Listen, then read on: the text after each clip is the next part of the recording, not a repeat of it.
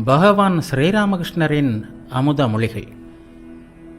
ஸ்ரீராமகிருஷ்ணருக்கும் அவரது பக்தர்களுக்கும் இடையில் நடைபெற்ற உரையாடல்கள். வெள்ளி, ஜூன் 8, 1883. கோடை காலம்.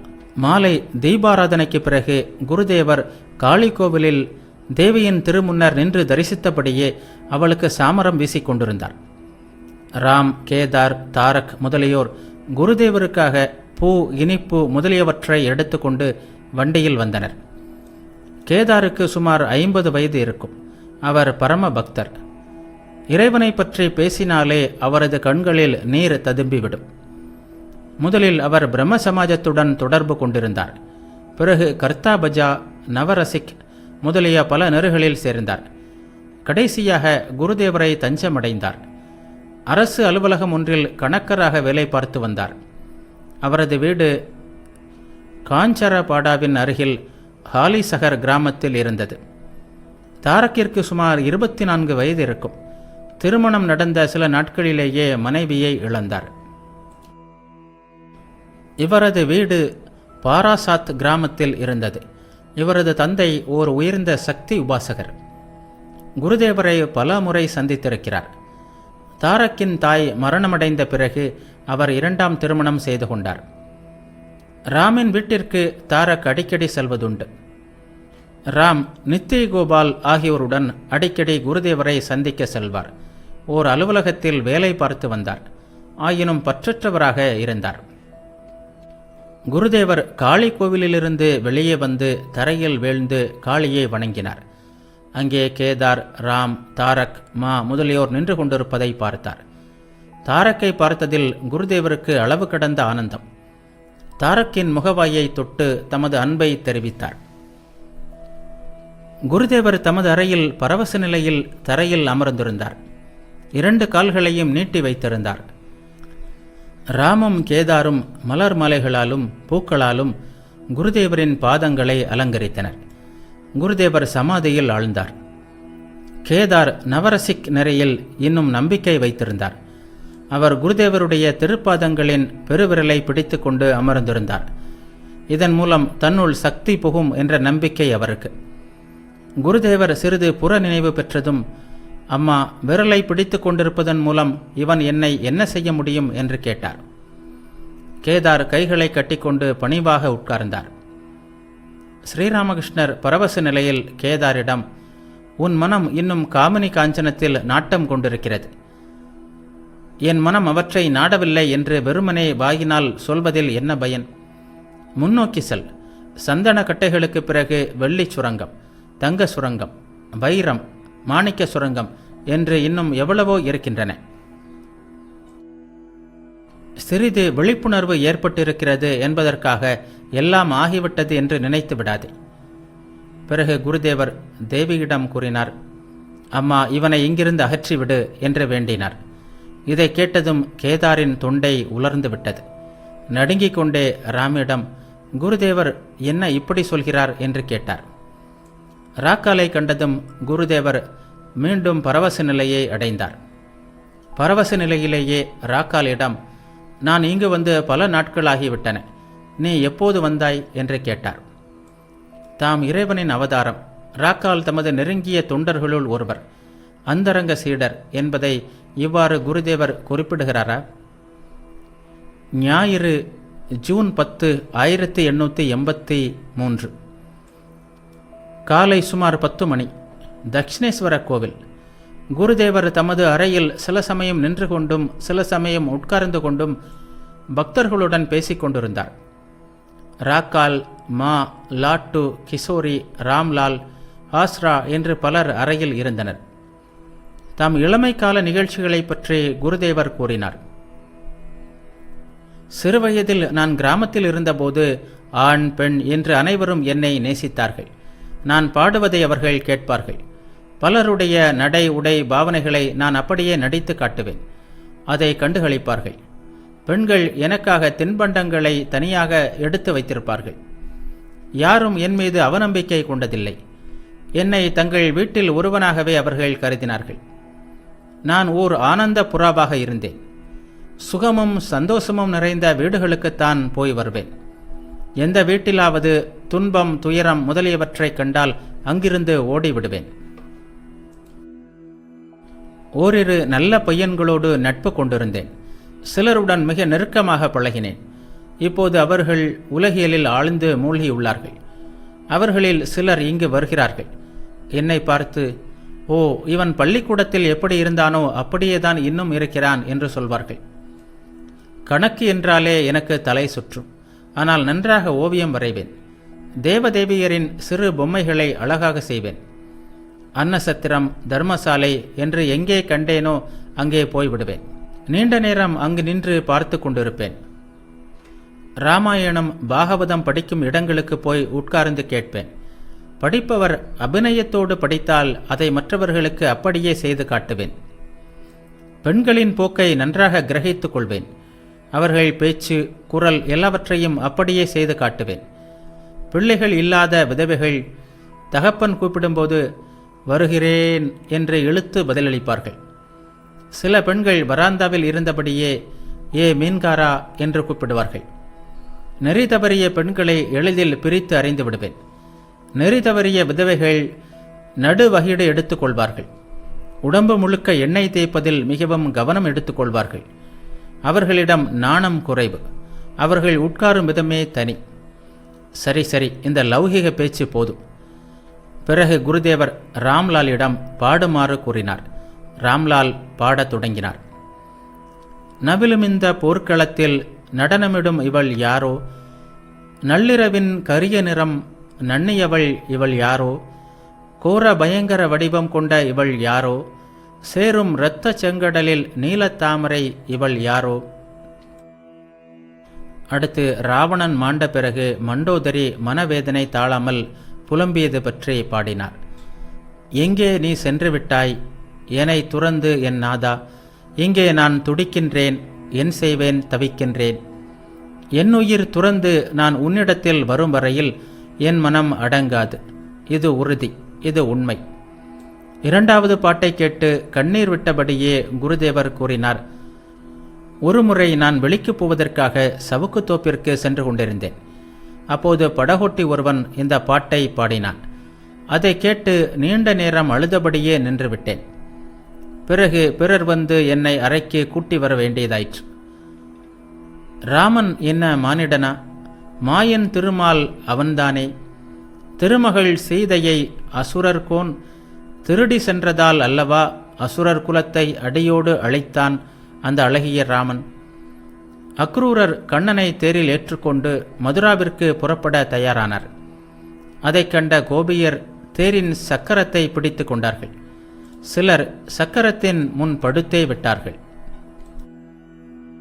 அக்ரூரரிடம் அவர்கள் கோபம் கொண்டனர். கண்ணன் தன் விருப்பப்படியே அங்கே போகிறான் என்பதை பாவம் அவர்கள் எப்படி அறிவார்கள்? ஓடிவரும் தேரின் உருள்கின்ற சக்கரத்தை நாடி நீர் சென்று நடுவில் தடுக்காதீர்.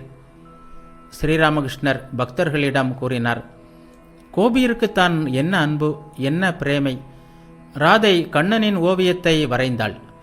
அதில் கால்களை வரையவில்லையாம். கால்கள் இருந்தால் மதுராவிற்கு அவன் ஓடிவிடுவான் அல்லவா? நான் சிறுவனாக இருந்தபோது இந்த பாடல்களை ஏராளம் பாடுவேன். சில யாத்திராக்களில் வருகின்ற பாடல்களை எல்லாம் அப்படியே ஒப்பிப்பேன். காளிய தமன் யாத்திரா குழுவில் நான் இருந்ததாக சிலர் சொல்லவும் செய்கிறார்கள். பக்தர் ஒருவர் புதிய துணியை பொருத்தி கொண்டு அங்கு வந்தார். ராக்காலுக்கு குழந்தை சுபாவம். ஒரு கத்தரிக்கோலை எடுத்து வந்து அந்த துணியில் தொங்கிய நூல் குஞ்சங்களை வெட்டப் போனார். ஸ்ரீராமகிருஷ்ணர் ராக்காலிடம் கூறினார், அதை ஏன் வெட்டுகிறாய்? இருக்கட்டுமே, கம்பளி போர்வையில் இருப்பது போல் நன்றாகத்தானே இருக்கிறது. பக்தர்களிடம் கேட்டார். ஆமாம், இதன் விலை என்ன? அப்போது வெளிநாட்டு துணியின் விலை மலிவாக இருந்தது. பக்தர் கூறினார், ஜோடி 1 ரூபாய் 6 அணா. குருதேவர் கூறினார், என்ன சொல்கிறாய்? ஜோடி 1 ரூபாய் 6 அணாவா? அவ்வளவுதானா? சிறிது நேரத்திற்கு பிறகு குருதேவர் பக்தனிடம், போய் கங்கையில் குளித்து விட்டு வா. ஒரு பக்தனிடம், இவனுக்கு கொஞ்சம் எண்ணெய் கொடு என்றார். பக்தர் நீராடி வந்தார். குருதேவர் அலமாரியிலிருந்து ஒரு மாம்பழத்தை எடுத்து வந்து அந்த பக்தருக்கு கொடுத்தார். இவனுக்கு இந்த பழத்தை கொடுக்கிறேன். இவன் 3இல் தேர்வு பெற்றிருக்கிறான். ஆமாம், உன் சகோதரன் எப்படி இருக்கிறான் என்று கேட்டார். பக்தர் கூறினார், நல்ல மருந்து கொடுத்திருக்கிறார்கள், குணமடைய வேண்டும். ஸ்ரீராமகிருஷ்ணர் கூறினார், அவனுக்கு நீ ஒரு வேலை தேடி கொடுக்கக்கூடாதா? நீதான் அவனுடைய பாதுகாப்பாளன். பக்தர் கூறினார், உடம்பு குணமடைந்தால் எல்லாம் எளிதாகிவிடும். குருதேவர் மதிய உணவிற்கு பிறகு சிறிய கட்டிலில் உட்கார்ந்து கொண்டிருந்தார். ஓய்வெடுக்க நேரம் கிடைக்கவில்லை. பக்தர்கள் வர ஆரம்பித்தனர். முதலில் மணிராம்பூரிலிருந்து ஒரு பக்தர் கூட்டம் வந்தது. பொதுப்பணித்துறையில் வேலை பார்த்து ஓய்வு பெற்ற ஒருவர் வந்திருந்தார். அவர் ஓய்வூதியம் பெற்று வந்தார். மற்றொரு பக்தர் அவரை அழைத்து வந்திருந்தார். சிறிது நேரத்திற்கு பிறகு பல்கேரியாவிலிருந்து பக்தர் கூட்டம் ஒன்று வந்தது. மணிமல்லிக் முதலிய பக்தர்களும் வந்து சேர்ந்தனர். மணிராம்பூர் பக்தர்கள் கூறினார்கள், சுவாமி, நீங்கள் ஓய்வெடுக்க முடியாமல் போய்விட்டது. ஸ்ரீராமகிருஷ்ணர் கூறினார், அப்படியெல்லாம் இல்லை. அதெல்லாம் ரஜோகுணம் உடையவர்களின் கதை. அத்தகையோரை பற்றி மக்கள் அவர் இப்போது சுகமாக தூங்கிக் கொண்டிருக்கிறார் என்பார்கள். மணிராம்பூர் என்று கேட்டதும் குருதேவருக்கு தம் இளமைக்கால நண்பன் ஸ்ரீராமன் நினைவு வந்தது. குருதேவர் கூறினார், ஸ்ரீராமின் கடை உங்கள் கிராமத்தில் இருக்கிறது. காமர்புகூரில் அவன் என்னோடு படித்தான். சில நாட்களுக்கு முன்பு இங்கு வந்திருந்தான். மணிராம்பூர் பக்தர்கள் கேட்டார்கள், இறைவனை பெறுவதற்கான வழி என்ன? தயவு செய்து எங்களுக்கு கூறி அருளுங்கள். ஸ்ரீராமகிருஷ்ணர் கூறினார், சிறிது சாதனை தவம் செய்ய வேண்டியது அவசியம். பாலில் வெண்ணெய் இருக்கிறது என்று சொன்னால் மட்டும் போதாது. பாலை தயிராக்கி அதை கடைந்து வெண்ணெய் எடுக்க வேண்டும். அவ்வப்போது தனிமையில் வாழ வேண்டும். சில நாட்கள் தனிமையில் வாழ்ந்து பக்தியை பெற்ற பிறகு எங்கு வேண்டுமானாலும் வாழலாம். காலில் செருப்பிருந்தால் முட்கள் நிறைந்த காட்டிலும் சுலபமாக நடந்து செல்லலாம். முக்கிய விஷயம் நம்பிக்கை. எண்ணத்திற்கு ஏற்பவே பலன் இருக்கும். அந்த நம்பிக்கைதான் மூலதனம். நம்பிக்கை வந்துவிட்டால் பிறகு பயமில்லை. மணிராம்பூர் பக்தர் கேட்டார், சுவாமி, குரு அவசியமா? ஸ்ரீராமகிருஷ்ணர் கூறினார், பலருக்கு அவசியம். ஆனால் குருவின் வார்த்தைகளில் நம்பிக்கை வைக்க வேண்டும். குருவை கடவுளாக உணர்ந்தால் வெற்றிதான். அதனால் வைணவர்கள் குரு கிருஷ்ணர் வைஷ்ணவர் என்று கூறுகிறார்கள். இறைவனின் திருநாமத்தை இடைவிடாமல் சொல்ல வேண்டும். கலியுகத்தில் இறைநாமத்திற்கு மிகுந்த மகிமை உண்டு. இந்த யுகத்தில் உயிர் உணவை சார்ந்திருப்பதால் யோகம் பழகுவது சாத்தியமல்ல. பகவானுடைய பெயரை கைத்தட்டி கூவினால் பாவமாகிய பறவை பறந்தோடி விடுகிறது. சத்சங்கம் மிகவும் அவசியம். கங்கை கரையில் செல்கின்ற அளவுக்கு குளிர்காற்றை அதிகமாக அனுபவிக்கலாம். நெருப்பை நெருங்கும் அளவிற்கு சூட்டை பெறுகிறோம். சோம்பி கிடப்பதால் எதையும் சாதிக்க முடியாது. உலகியல் இன்பங்களில் நாட்டம் உடையவர்கள் என்றாவது ஒரு நாள் இறைவனை அடையலாம் என்பார்கள். மகன் பிடிவாதமாக இருந்தால் உரிய காலத்திற்கு 3 வருடங்களுக்கு முன்பே தந்தை சொத்தை பிரித்து கொடுத்து விடுகிறார் என்று ஒருமுறை கேசவரிடம் கூறினேன். தாய் சமைத்து கொண்டிருக்கிறாள். பச்சிளம் குழந்தை படுத்திருக்கிறான். தாய் அதன் வாயில் பால் புட்டி காம்பு ஒன்றை வைத்து சென்றிருக்கிறாள். ஆனால் குழந்தை அதை எறிந்துவிட்டு ஓவென்று அழுதால் உடனே பானையை இறக்கி வைத்துவிட்டு ஓடோடி வந்து அவனை தூக்கி வைத்து பால் கொடுக்கிறாள். இதையெல்லாம் நான் கேசவருக்கு சொன்னேன். கலியுகத்தில் ஓர் இரவும் ஒரு பகலும் அழுதாலே போதும், இறைக்காட்சி கிடைத்துவிடும் என்று சொல்லப்படுகிறது. உரிமை எடுத்துக்கொள். நீ என்னை படைத்துள்ளாய், என் முன் வந்தேயாக வேண்டும் என்று இறைவனிடம் கூறு. இறைவன் மனத்தைத்தான் பார்க்கிறார். நீ இல்லறத்தில் இரு அல்லது வேறு எங்காவது இரு. ஆசை கொண்ட மனம் ஈர நெருப்பு குச்சிக்கு சமம். எவ்வளவு உரசினாலும் எரியாது.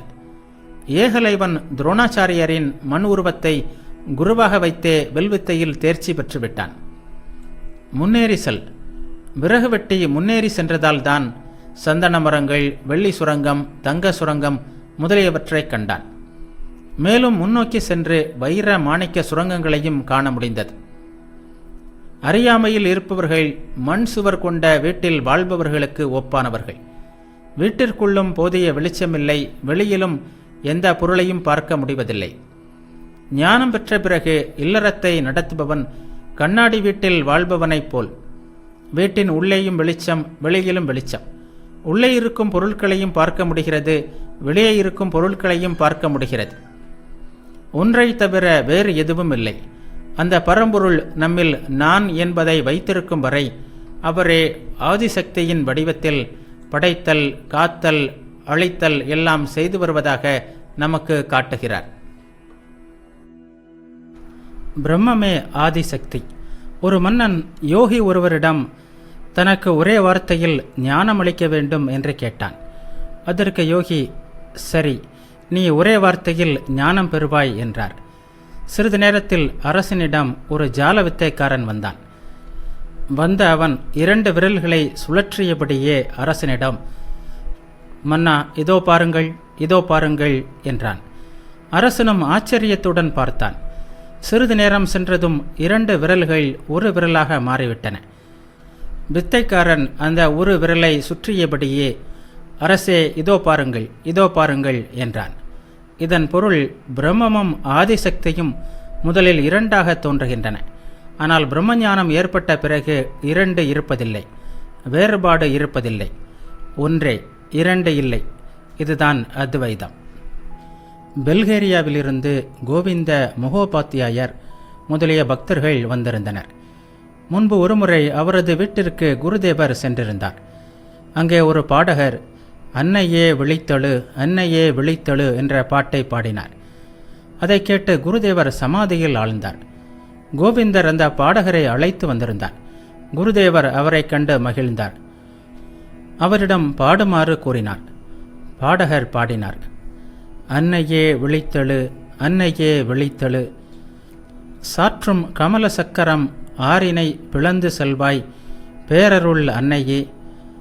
ஸ்ரீராமகிருஷ்ணர் கூறினார், இந்த பாடலில் 6 சக்கரங்களை துளைப்பது பற்றி கூறப்படுகிறது. இறைவன் வெளியிலும் இருக்கிறான், உள்ளேயும் இருக்கிறான். அவன் உள்ளிருந்து மனதின் பல்வேறு நிலைகளை உண்டாக்குகிறான். 6 சக்கரங்களை துளைத்து சென்றால் மாயையின் அரசை கடந்து ஜீவாத்மா பரமாத்மாவுடன் இணைந்து ஒன்றாகிறது. இதுதான் இறைக்காட்சி. மாயை வழிவிடாவிட்டால் இறைக்காட்சி கிடைக்காது. ராமர், லட்சுமணர், சீதை மூவரும் சென்று கொண்டிருந்தனர். முதலில் ராமர், நடுவில் சீதை, பின்னால் லட்சுமணன். சீதை இடையில் இருப்பதால் லட்சுமணனுக்கு ராமரை பார்க்க முடியவில்லை. அதேபோல் நடுவில் மாயை இருப்பதால் மனிதன் இறைவனை காண முடியவில்லை. மணிமல்லிக்கிடம் கூறினார், ஆனால் இறையருள் கிடைக்குமானால் மாயை வழிவிட்டுவிடும். எஜமான் உத்தரவிட்டால் காவல்காரன், பிரபோ, இதோ வாசலை திறந்து விடுகிறேன் என்று கூறுவான். 2 நெறிகள் உள்ளன. ஒன்று வேதாந்த நெறி, இன்னொன்று புராண நெறி. இந்த வாழ்க்கை ஒரு மாய மாளிகை என்கிறது வேதாந்தம். அதாவது இந்த உலகம் எல்லாமே பொய், கனவை போன்றது என்கிறது அது. ஆனால் புராணங்களும் பக்தி சாஸ்திரங்களும் இறைவனே 24 தத்துவங்களாக ஆகியிருக்கிறான் என்று கூறுகின்றன. அவனை உள்ளேயும் வெளியேயும் பூஜை செய். நான் உணர்வை இறைவன் நம்மில் வைத்திருக்கும் வரை எல்லாமே உண்மை. உலகம் கனவு போன்றது என்று அப்போது கூறுவது சரியல்ல. கீழே தீ எரிந்து கொண்டிருப்பதால் தான் பானையில் அரிசி, பருப்பு, உருளைக்கிழங்கு எல்லாம் குதிக்கின்றன. நான் இருக்கிறேன், நான் குதிக்கிறேன் என்று சொல்வது போல் அவை துள்ளுகின்றன. உடல்தான் பானை, மனமும் புத்தியும் தண்ணீர். புலன்கள் நாடுகின்ற பொருட்கள்தான் அரிசி, பருப்பு, உருளைக்கிழங்கு முதலியவை. நான் என்னும் எண்ணம்தான் குதித்தல். சச்சிதானந்தமே நெருப்பு. பக்தி சாஸ்திரம் இந்த வாழ்க்கையை ஓர் ஆனந்த மாளிகை என்று கூறுகிறது. ராம் பிரசாதர் ஒரு பாட்டில் இந்த உலகத்தை ஒரு மாய மாளிகை என்கிறார். அதற்கு விடையளிப்பது போல் மற்றொருவர் உலகை ஆனந்த மாளிகை என்று அழைக்கிறார். காளியின் பக்தன் ஜீவன் முக்தன், என்றும் ஆனந்தமயமானவன். இறைவனே மாயையாக இருப்பதை பக்தன் காண்கிறான். இறைவனே உயிர்களாகவும் உலகமாகவும் ஆகியுள்ளார். இறைவன், மாயை, உயிர், உலகம் எல்லாம் ஒன்றென்று பக்தன் காண்கிறான். சில பக்தர்கள் எல்லாவற்றையும் ராமமயமாக காண்கிறார்கள். ராமரே எல்லாமாக ஆகியுள்ளார் என்பார்கள் அவர்கள். வேறு சிலர் அனைத்தையும் ராதாகிருஷ்ணமயமாக காண்கின்றனர். கிருஷ்ணனே 24 தத்துவங்களாக திகழ்கிறார் என்பார்கள் அவர்கள். பச்சை கண்ணாடி அணிந்து கொண்டால் பார்ப்பதெல்லாம் பச்சையாகவே தெரியும். ஆனால் இறைவனுடைய சக்தி வெளிப்பாட்டில் வேறுபாடு இருப்பதை பக்தி நெறி ஒப்புக்கொள்கிறது. ராமரே எல்லாமாக ஆகியுள்ளார். ஆனால் சில இடங்களில் அவருடைய சக்தி அதிகமாக வெளிப்படுகிறது, சில இடங்களில் குறைவாக வெளிப்படுகிறது. அவதார புருஷர்களிடம் ஒரு விதமான வெளிப்பாடு, சாதாரண உயிர்களிடம் ஒரு விதமான வெளிப்பாடு. அவதார புருஷர்களுக்கு உடல் உணர்வு உண்டு. மாயை காரணமாக அவர்கள் உடல் தரிக்கின்றனர். சீதைக்காக ராமர் அழுதார். குழந்தைகள் கண்ணாமூச்சி விளையாடுவது போல் அவதார புருஷர்கள் வேண்டுமென்றே தங்கள் கண்களை கட்டிக்கொள்கின்றனர். ஆனால் தாய் அழைத்தால் உடனே விளையாட்டு நின்று விடுகிறது. சாதாரண மனிதர்களின் நிலை வேறு. கண்ணை கட்டியிருக்கின்ற அதே துணி பின்புறத்திலும் 8 ஆணிகளால் அரைந்து வைக்கப்பட்டுள்ளது.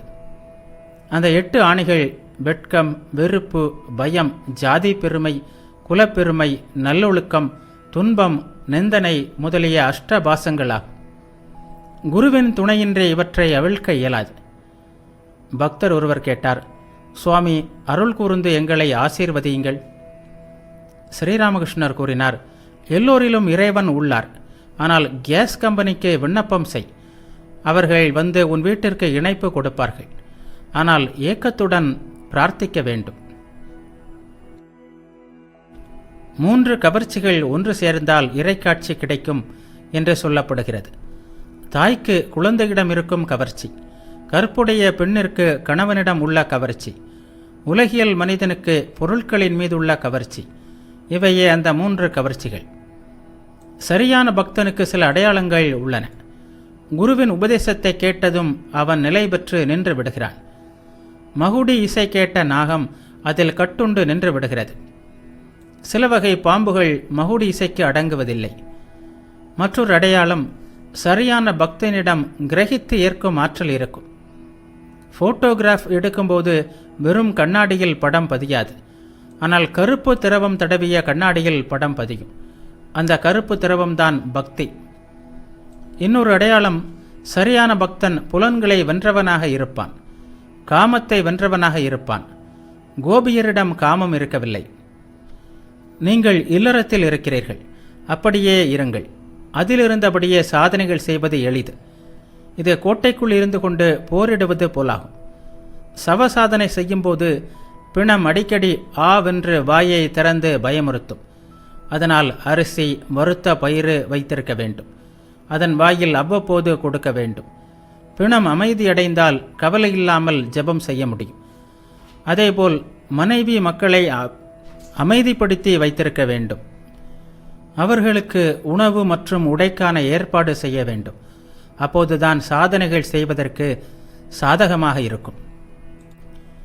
சுகபோக நாட்டம் இன்னும் பாக்கி உள்ளவர்கள் இல்லறத்தில் இருந்து கொண்டே இறைவனை நாட வேண்டும். அதனால்தான் நித்தியானந்தர் கூறினார், மாகூர் மீன் குழம்பு, இளம் பெண்களின் தழுவல், ஹரிஹரி என்று சொல்லுதல் என்று ஏற்பாடு செய்தார். ஆனால் உண்மையான துறவிய நிலை முற்றிலும் வேறானது. தேனி மலரை தவிர வேறு எதன் மீதும் உட்காராது. சாதக பறவைக்கு எல்லா நீருமே உதவாதுதான். வேறு எந்த நீரையும் பருகாமல் சுவாதி நட்சத்திரத்தில் பெய்யும் மழை நீருக்காக அது வாயை ஆவென்று பிளந்து கொண்டிருக்கும். இதுபோல் உண்மையான துறவி இறை ஆனந்தத்தை தவிர வேறு ஆனந்தங்களை ஏற்றுக்கொள்ள மாட்டான். தேனி மலரில் மட்டுமே உட்காரும். உண்மையான துறவி தேனீக்கு ஒப்பானவன். இல்லறத்தார் சாதாரண ஈ போன்றவர்கள். ஈ இனிப்பு பண்டங்களிலும் உட்காரும், மலத்திலும் உட்காரும். நீங்கள் இவ்வளவு சிரமப்பட்டு இங்கே வந்திருக்கிறீர்கள். இறைவனை தேடி அலைகிறீர்கள். எல்லோரும் தோட்டத்தை பார்ப்பதிலேயே மகிழ்ச்சி காண்கிறார்கள். ஏதோ ஓரிருவர் மட்டுமே தோட்டத்தின் சொந்தக்காரனை தேடுகிறார்கள். உலகின் அழகை மக்கள் பார்க்கிறார்கள், அதன் சொந்தக்காரனை தேடுவதில்லை. பாடகரை சுட்டிக்காட்டி இவர் 6 சக்கரங்களை பற்றிய பாடலை பாடினார். அவையெல்லாம் யோகத்தை பற்றிய விஷயங்கள். ஹடயோகம், ராஜயோகம் என்ற 2 யோகங்கள் உள்ளன. ஹடயோகி பலவிதமான உடற்பயிற்சி செய்கிறான். சித்திகளும் நீண்ட ஆயுளும் அவனது லட்சியம். அவனுக்கு அஷ்டமா சித்திகளும் வேண்டும். இவையெல்லாம் தான் அவனது நோக்கம்.